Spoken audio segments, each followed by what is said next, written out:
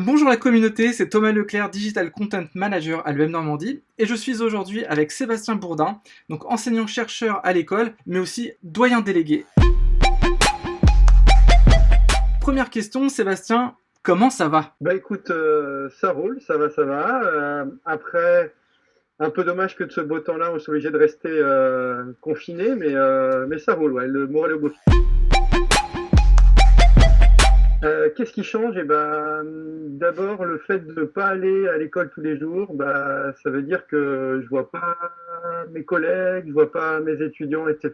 Et ça, je dois dire que ça me manque vraiment, vraiment beaucoup. Justement, les cours, tu les fais plus en présentiel, tu les fais en virtuel, et comment ça se passe? Alors les cours en virtuel, bah, c'est une nouvelle expérience. Ça se passe très bien. C'est plutôt interactif, donc ça c'est super super chouette. L'avantage c'est que on pourrait limite faire cours en pyjama avec les étudiants, on s'en rendrait même pas compte.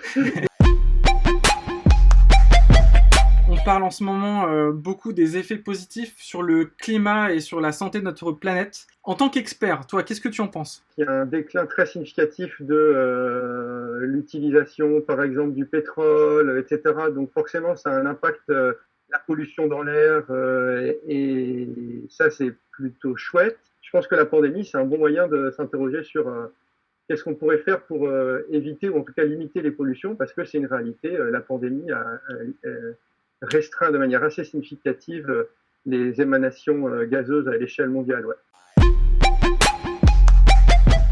Après tout ça, est-ce que tu penses qu'il y aura un déclic? Est-ce que je pense qu'il y aura un déclic? Bah, je suis pas vraiment sûr parce que là j'ai un livre sous les yeux qui s'appelle Les limites à la croissance. Ouais. C'est un livre qui date de 1972 dont je parle à tous mes étudiants en première année. Donc c'est des chercheurs là, avec le fameux rapport Meadows qui disait déjà, le Club de Rome, qui disait que en gros, si on continue à vouloir à tout prix faire de la croissance économique, on va droit dans le mur. Donc ça, c'était 1972. Et depuis, qu'est-ce qui s'est passé? Ben, pas grand-chose. L'objectif de tous les politiques, c'est toujours de faire de la croissance, de la croissance, de la croissance. Et on nous incite de plus en plus à consommer. Changez vos habitudes, changez vos façons de faire. Vous voyez que vous pouvez vous adapter, que vous pouvez consommer local, que vous n'avez pas besoin d'utiliser tout le temps des modes de transport qui polluent, etc. Vous êtes obligé de consommer, voire surconsommer.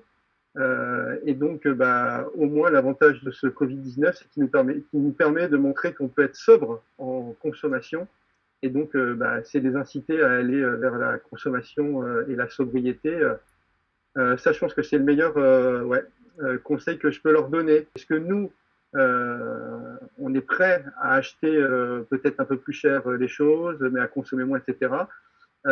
Ou pas. Et donc, c'est pas seulement des volontés politiques, c'est aussi des volontés individuelles. Bah, c'est le challenge que je balance à tous mes étudiants. Ouais.